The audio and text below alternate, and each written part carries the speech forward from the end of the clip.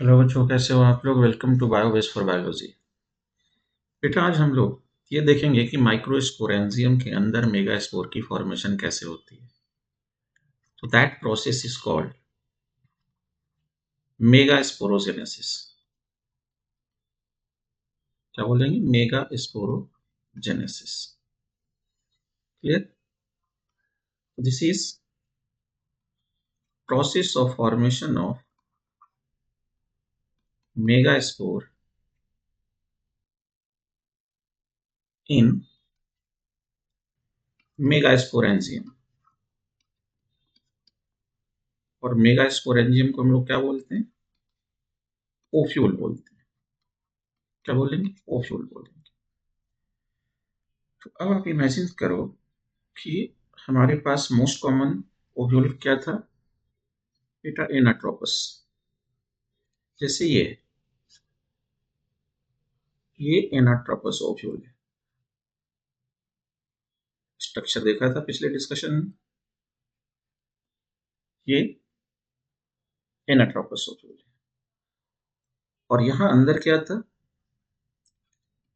Homogeneous mass of nutritive cell था, जिसे आपने कहा था न्यूसिलस।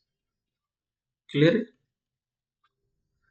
तो जैसे मेगास्पोर की फॉर्मेशन होती है, इस न्यूसिलस से ध्यान देना, अगेन कोई एक सेल डिफ्रेंशिएट होकर बड़ा हो जाता है। और इसी फर्स्ट डिफरेंशिएटेड लार्ज सेल को हम लोग क्या बोलते हैं? आर्किस्पोरियल बोलते हैं। क्लियर? अब ये आर्किस्पोरियल अगेन माइटोसिस में जाएगा। बट पहले भी आपको बताया था, प्लेन क्या होगा? Periclinal mitosis.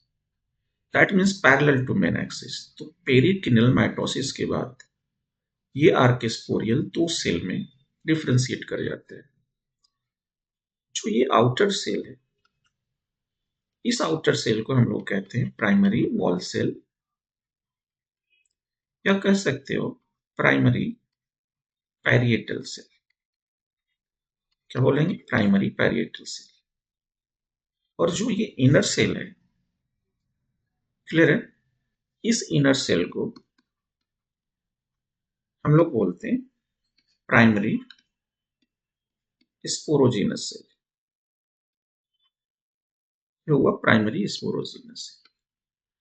अब ये primary sporogenous cell continuous division में जाता है और डिवाइड कर कर ग्रुप ऑफ सेल बना लेता है। और इसी ग्रुप ऑफ सेल को आप क्या बोलोगे? टिश्यूज। तो ये बन गया प्राइमरी स्पोरोजीनस टिश्यू। अब इसी मास ऑफ टिश्यू से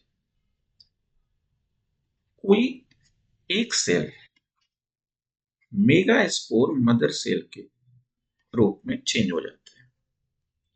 पर ध्यान रखना है, वन ऑफ देम, क्योंकि यहां हमारे मेगास्पोरेंजियम के अंदर, ओव्यूल के अंदर इतनी न्यूट्रिशन नहीं है कि बहुत सारे मदर सेल को, एम्ब्रियोसाइट को न्यूट्रिशन प्रोवाइड कर सके। यही रीजन है कि सारे सेल डिफरेंशिएट नहीं होते, कोई एक सेल डिफरेंशिएट होता है। ठीक है? तो इसी को आप क्या बोलोगे? Megaspore mother cell. ये हो गया megaspore mother cell. Ploidy आपको पता है 2n है। अब ये मेगा स्पोर मदर सेल बेटा मियोसिस में जाता है। तो मियोसिस दो पार्ट में होगा, meiosis first and meiosis second.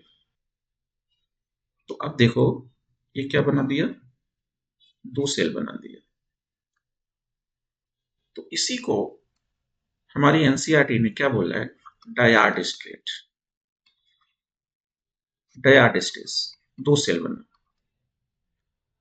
और फिर जब ये मियोसिस सेकेंड में जाता है, तो दो से कितने सेल बन जाएंगे? चार सेल बन जाएंगे। कितने सेल बन जाएंगे? फोर सेल बन जाएंगे। क्लियर? इस तरह, सपोज ये पोजीशन है। ठीक है? तो इन सारे सेल को हमने क्या कहा, मेगा स्पोर्स। क्या बोलेंगे, मेगा स्पोर। और सभी मियोसिस के प्रोडक्ट हैं, यहाँ प्लॉइडी क्या हो गई, हाफ हो गई। अब इसी की रिप्रेजेंटेशन आप देखो आपके बुक वाली यहाँ डायग्राम में, आप देखो ये मदर सेल, और मदर सेल में ये मियोसिस फर्स्ट हुआ, क्या बन गया बाबू, ये बन गया डायाड, दो सेल बना, ये हो गया डायाड। और फिर मियोसिस सेकेंड पूरा करने के बाद आप देखो 4 मेगा स्पोर बन गए। कितने बने, 4 मेगा स्पोर। इसी को कहा हमने mega spore tetrad, 4 mega spore. Clear. अब ध्यान देना, ये माइक्रोपाइलर एंड है और ये चला सा एंड है ओव्यूल का। अब इनमें से जो 3 मेगा स्पोर हैं माइक्रोपाइल की तरफ, वो डी जनरेट कर जाते हैं। तो आपको यहां याद रखना है 3 megaspores towards micropyle are degenerated, degenerated. And जो ये अंदर की तरफ फंक्शनल मेगा स्पोर बना, ये जो फंक्शनल मेगा स्पोर है, अभी बाद में डेवलप्ड होकर एम्ब्रियो सैक का फॉर्मेशन करता है। क्या बनाएगा, ये बाद में डेवलप कर जाएगा बाबू एम्ब्रियो सैक में। और एम्ब्रियो सैक के अंदर फीमेल गैमीट की फॉर्मेशन होती है, इसीलिए हम लोग इसे बोलते हैं फीमेल गैमेटोफाइट। क्लियर। अब यहां 1 मेगा स्पोर एक एम्ब्रियो सैक में डेवलप हो रहा है, तो इस तरह के डेवलपमेंट को हम क्या बोलते हैं, मोनोस्पोरिक डेवलपमेंट, जो कि मोस्ट कॉमन टाइप है। हाँ, किसी किसी एंजियोस्पर्म में 2 मेगा स्पोर भी सर्वाइव कर जाते हैं, तो 2 एम्ब्रियो सैक बनेगा। बाइस्पोरिक, ट्राइस्पोरिक भी हो सकता है, टेट्रास्पोरिक भी हो सकता है, बट वो कॉमन केस नहीं है। आप लोग याद रखोगे ये मोस्ट कॉमन केस है। अब फिर दिमाग में आता है बच्चे कि सर ये 3 माइक्रोपाइल वाले ही क्यों डीजनरेट करते। तो अब देखो, इमेजिन करो कि ये ओफ्यूल्स का स्ट्रक्चर है, ये ओफ्यूल्स है, इस ये पोजीशन है ऐसे, आप इमेजिन करो। और ये सभी न्यूक्लियस सेल है साइड में। क्लियर। तो अब होता क्या है कि ये माइक्रोपाइल खुला होने के कारण ड्राई एयर अंदर आता है और इस न्यूक्लियस सेल को सूखा देता है, ड्राई कर देता है, जिसके कारण माइक्रोपाइल की तरफ जो मेगास्पोर है उनको न्यूट्रिशन नहीं मिलता और वो डीजनरेट कर जाते हैं। बट ओव्यूल्स के टाइप अलग अलग होते हैं। अब उसमें डीजनरेशन सभी में अलग अलग तरीके से होगा। तो यही इसीलिए मैंने बताया कि किसी किसी ओव्यूल में 2 मेगास्पोर भी सर्वाइव कर सकता है, 3 भी कर सकता है, 4 भी कर सकता है। बट जो मोस्ट कॉमन टाइप है वो आप याद रखना, स्पोरिक डेवलपमेंट। क्लियर है। अब हम लोग देखेंगे कि जो एम्ब्रियो सैक है उसकी डेवलपमेंट कैसे होती है। क्लियर। ये फंक्शनल मेगास्पोर एम्ब्रियो सैक कैसे बनाता है। तो अगला डिस्कशन देखो आप, development of embryo sac, monosporic development. अब आप इमेजिन करना कि ये फिगर मैं ले रहा हूं, ये हमारा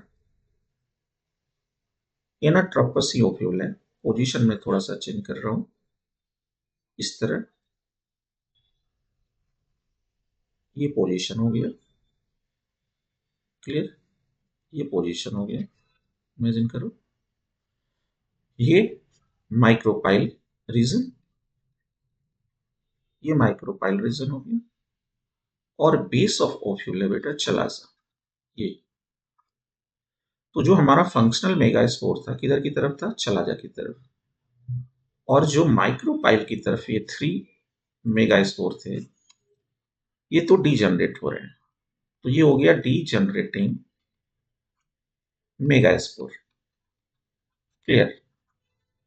अब होता क्या है कि जो ये फंक्शनल मेगास्पोर है, ये मेगास्पोर जो चलाजा की तरफ है, वो डिवीजन में जाता है, माइटोसिस। बट याद रखना, यहां सिर्फ कैरियोकाइनेसिस हो रहा है, साइटोकाइनेसिस नहीं होता। तो बेटा एक न्यूक्लियस से कितने न्यूक्लियाई बन गए? 2 बन गए। अब फिर ये डिवीजन में जाता है, अगेन माइटोसिस होगा यहां,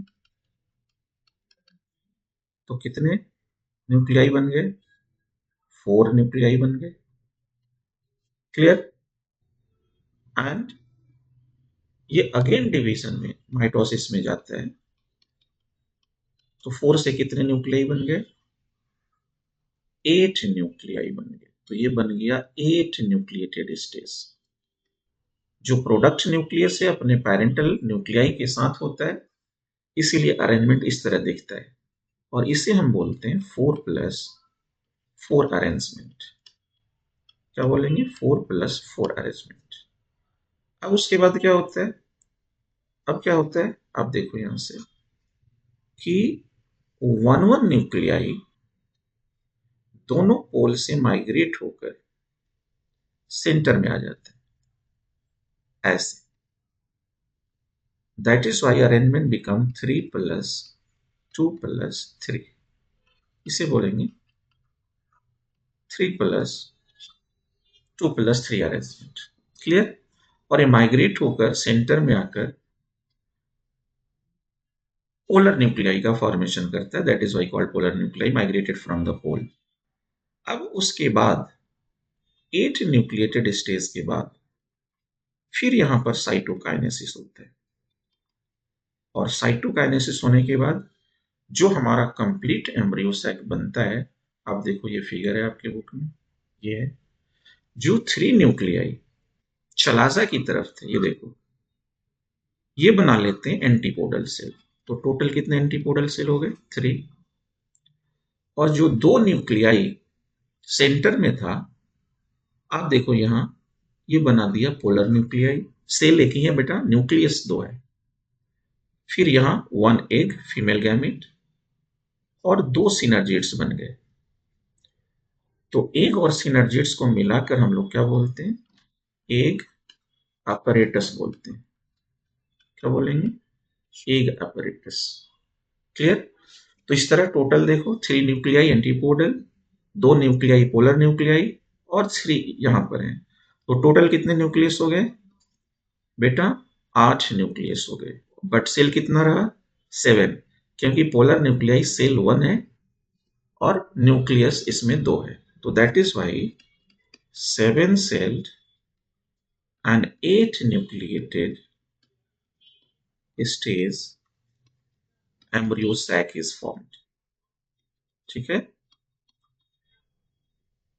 इस 7 सेल 8 न्यूक्लिएटेड एम्ब्रियो साइक को हम लोग पॉलीगोनम टाइप भी बोलते हैं, क्योंकि पॉलीगोनम स्पेसिस में इसको सबसे पहले रिकॉग्नाइज किया था स्ट्रासबर्गर ने।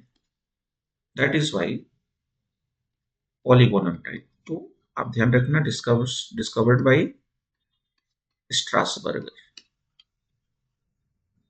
क्लियर। अब 2-3 फैक्ट यहां ध्यान रखना है कि जो ये सिनर्जिड्स है, आप देखो सिनर्जिड्स, तो सिनर्जिड्स माइक्रोपाइलर एंड की तरफ एक अपरेटस बनाता है जिसे कहते हैं फिलीफॉर्म अपरेटस। और फिलीफॉर्म अपरेटस क्या करता है? Guide the entry of pollen tube. जब पॉलन ट्यूब मेल गैमेट को लेकर एम्ब्रियो सैक में एंटर करेगा, तो उसके डायरेक्शन को ये गाइड करता है। क्लियर। यहां तक क्लियर हुआ? अब 1-2 फैक्ट यहां ध्यान रखना है कि जो एग है और सिनर्जिड्स है बेटा, इनके बीच में प्लाज्मोडेस्माटल कनेक्शन होता है। दैट मीन्स इनके साइटोप्लाज्म आपस में जुड़े रहते हैं ताकि न्यूट्रिशन एग को मिलता रहे। तो इस तरह हमारा 7 celled and 8 nucleated embryo sac तैयार हो गया। तो ये कंप्लीट फीमेल गैमेटोफाइट तैयार हो गया। अब अगले डिस्कशन में हम लोग देखेंगे कि पॉलिनेशन कैसे होता है और फिर उसके बाद फर्टिलाइजेशन कैसे होता है। Thank you everyone. जय हिंद।